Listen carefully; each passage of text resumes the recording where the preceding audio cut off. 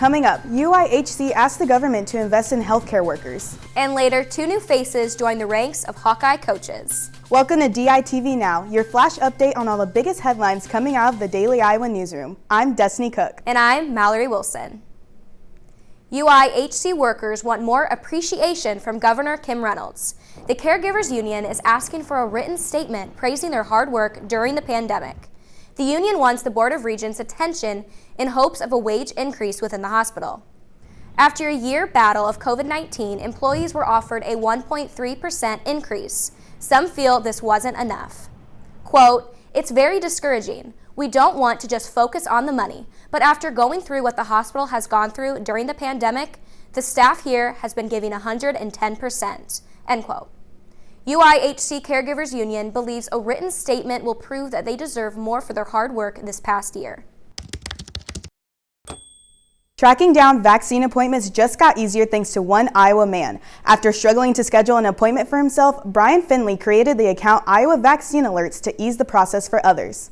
Its purpose is to help alert people when new open appointments appear at CVS, Walgreens, or Hy-Vee anywhere in the state.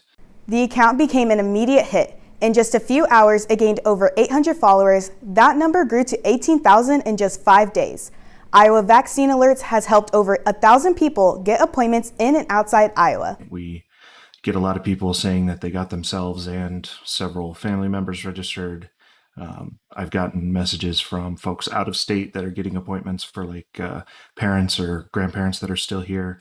Finley jumped on the opportunity to help others on and offline. Maybe look around and see if there's, a neighbor, a grandparent, somebody that may not have the wherewithal to get these appointments snatched up real quick. Finley's work is centered around inequity and accessibility. He knows not everyone can navigate Twitter, so he stresses sharing appointment times with everyone.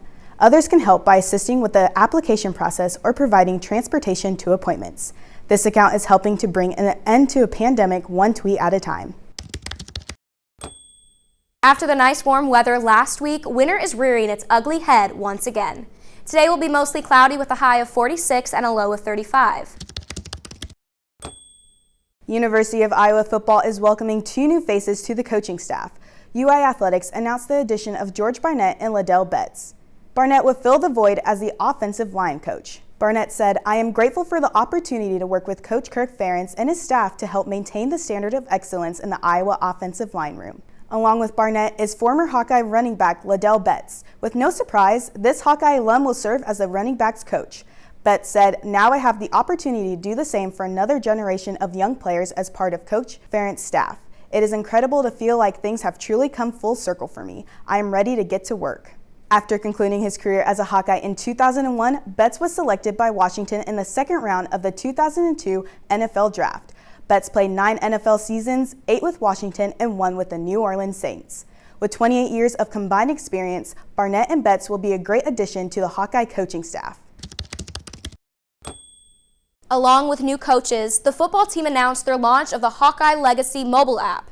This app builds connections between student athletes and former players. The app provides customized career development content in an employment marketplace.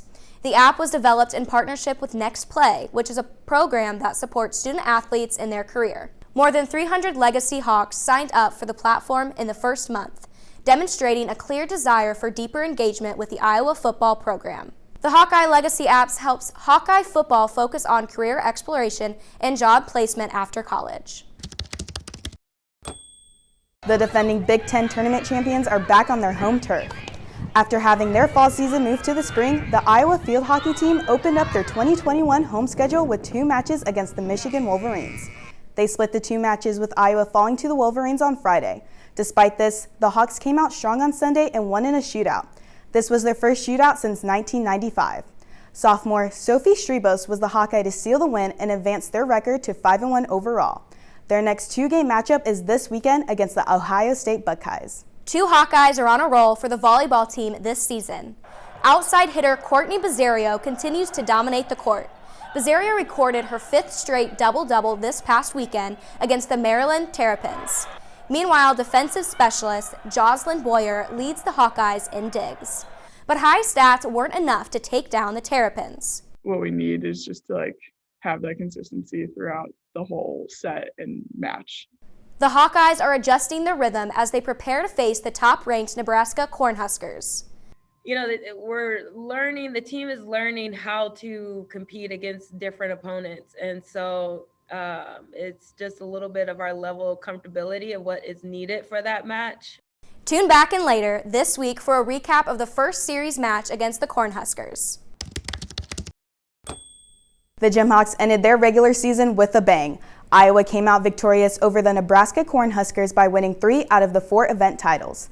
The Jimhawks chalked up a new season high score of 196.825. This is the 4th best score in school history.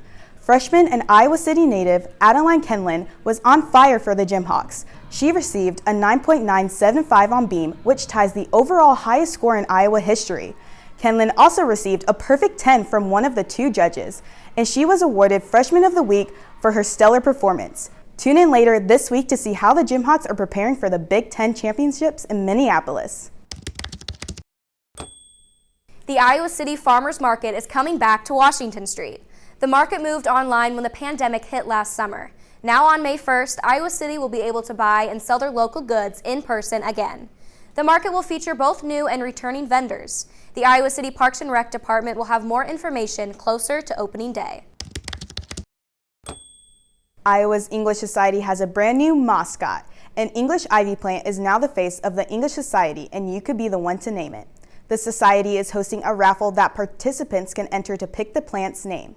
All proceeds go to the shelter house, which supports the homeless.